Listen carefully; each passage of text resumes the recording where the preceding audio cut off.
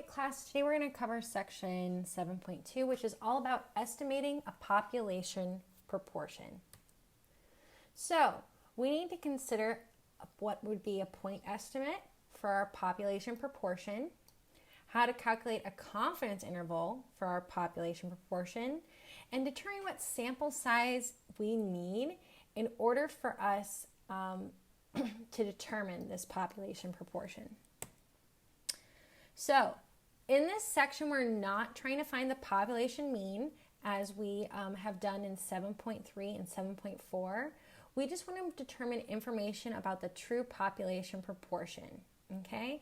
Sometimes we use the term proportion and sometimes we use the term population percentage. Remember, these are synonymous, and as it's a proportion or percentage, it always has to be 1 or less, right? We can only have proportions between 0 and 1 or percentages between 0 and 100%. So P hat is what we're going to use to represent our population parameter. So for example, a population parameter is that 48% of the world is female, okay? And P hat would be the sample statistic. So we call this simple P hat. An example of a P hat would be that I think like 80% of our class is female. So this would be our sample statistic if our class was our sample size. And this would be our population parameter if we were looking at the population of the world. P hat is going to be equal to X over N. So that is the number of successes out of a sample of size N. Successes could be, okay, if I'm looking for the number of females, how many females out of our entire class are there? Our class is 20. I'm pretty sure the number of females is 16.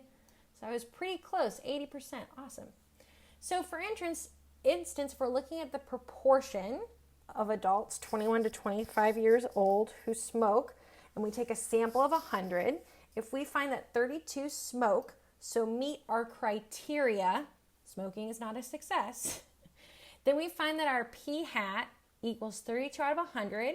So we're creating a proportion, a fraction, which is 0.32, or we could say 32% smoke. Now, we can use our sample, we can use our sample statistic to estimate our population proportion, okay? And there's really not much more we can say about a point estimate, just like when we were working with means. So we're going to use P hat as a single number that is the best estimate for our population proportion. But remember, in order to do this, we need to have found a good sample, right? We need to have selected a simple random sample. Our class, which is 80% female, is not a good estimate for the population proportion. So we need to construct some confidence intervals, okay? For now, we're going to use this to calculate our confidence interval. I'm going to take P hat minus our error and P hat plus our error bound. Here's the formula for our error bound. We've got Z alpha sub 2. Okay, that's the Z value associated with our confidence interval, be it a 90%, 95, or 99% confidence interval, over the square root of P hat times Q hat over N. Q hat is the converse of P. So instead of Q hat, you could just write 1 minus P hat. Let me show you that on the next slide. So Q hat is 1 minus P. Q hat and P hat are always going to add up to 1, right? They're the converse of each other. And this is easy because we have success or not success. So for example, if 40% of the people in our sample take the bus, then 60% do not take the bus, right? 1 minus 0.4 is 60%.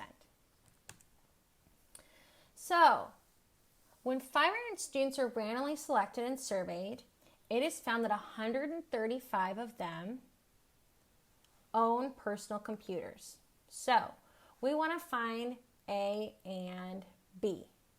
The point estimate for true proportion of all college students who own their personal computers, and a 95% confidence interval for the true population of all college students who own personal computers. So we're going to find a point estimate and a confidence interval. Our point estimate is going to be 135. So those who said, yes, I do own my personal computer, out of the 500 people we sampled. So our sample proportion is 0.27 or 27%. Okay, this is going to be the single best estimate we have about the true population of college students who own their computers. For part B, the first thing I want to do is calculate Q hat. If I have that 27% own their computers, 73% or 0.73 do not own their own computers. I can then calculate this for the 95% confidence interval using 1.96 as our z sub alpha 2. This is our z value for the 95% confidence interval.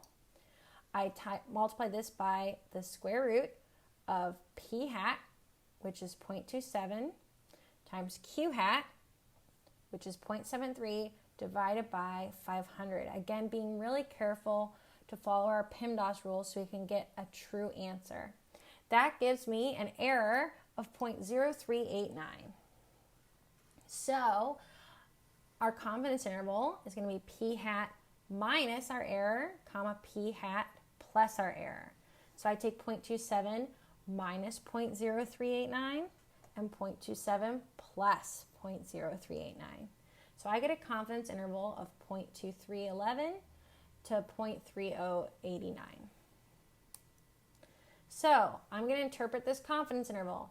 That means I am 95% confident we can say that roughly between 23% and 31%, let's go ahead and round, of college students own their computers. That is, I can use this method to produce intervals that contain the correct population parameter 95% of the time. And that's assuming the only error in our study is the error involved in our random choice picking of our sample. Suppose you'd been asked by your employer to find a 95% confidence interval on a population proportion, but you had no idea how big of a sample you should collect in order to do that, okay? You would have to know how close to the population proportion your employer wanted to be. In other words, how much amount of error could be tolerated, okay? If I pick my sample size to be big enough, the bigger my sample size gets, the smaller my error size shrinks, okay? Now it won't ever go away, it won't ever be zero, but I could make it really tiny. So I can determine my sample size to be n equals z alpha divided by 2 times p hat times q hat, remember which is just 1 minus p hat, over our desired error squared, okay? If we do not have an estimate for p hat, then we use the same formula, but we make p hat equal to 0.5 and q hat equal to 0.5, right?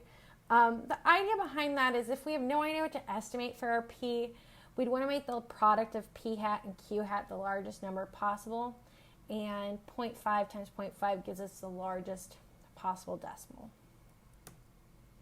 So let's figure out how big a sample must be.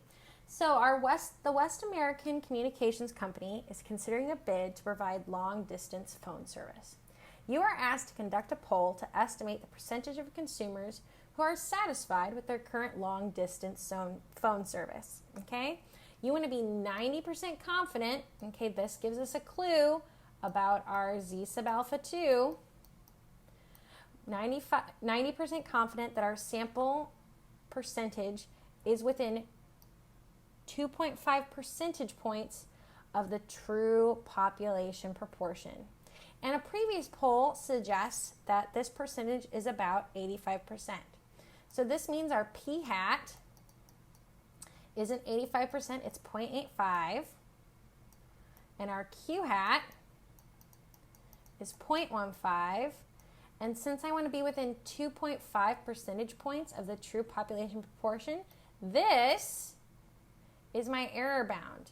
But instead of being 2.5%, it's going to be 0.025, right? That's how we would write that percentage as a decimal. This is our error. So now we can calculate the size of our n. So I take z alpha sub 2. Here we have the z alpha 2 associated with a 90% confidence interval. If you're not sure how we got that, go back and watch the video over section 7.1. We've got our p hat, which is 0.85. We've got our q, which is 0.15. And we've got our error bound, which is 0.025 squared. We're going to get 552. In this case, this was an exact number, right? 552. But otherwise, we would have always wanted to round up to the next whole number just to ensure that we have our error bound, our desired error bound. Now, let's say you're given a confidence interval and you want to find the point, your p hat. So you would take your upper confidence limit and your lowest confidence limit divided by 2. Okay? So let's say I had a confidence interval of 0.6 to 0.8. So I was 60 to 80% sure. If I wanted to find what my p hat was, that would have been 0.6. P hat is 0.6 plus 0.8 divided by 2. That would give me 0.7.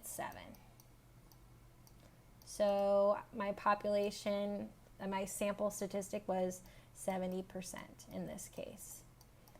Can you tell me from this what my error was? That's supposed to be a question mark. Sorry, guys. Can you tell me from this what my error was just by looking at this? If I had 0.6 and 0.8, but my p hat was a 0.7, my error would have been a 0.1. But what if I didn't know that? What if I couldn't see that very clearly from looking at this? We can also find our margin of error from a confidence interval. So in the last slide, our confidence interval was 0.6 to 0.8. To find my error bound, I can take my upper confidence limit minus my lower confidence limit and divide that by 2. So we can see from looking at this in the last slide that our error bound was 0.1. Let's see if that checks out mathematically. So if I take 0.8 minus 0.6 over 2, that gives me 0.2 divided by 2, which leaves me with a 0.1. So this would be our error bound.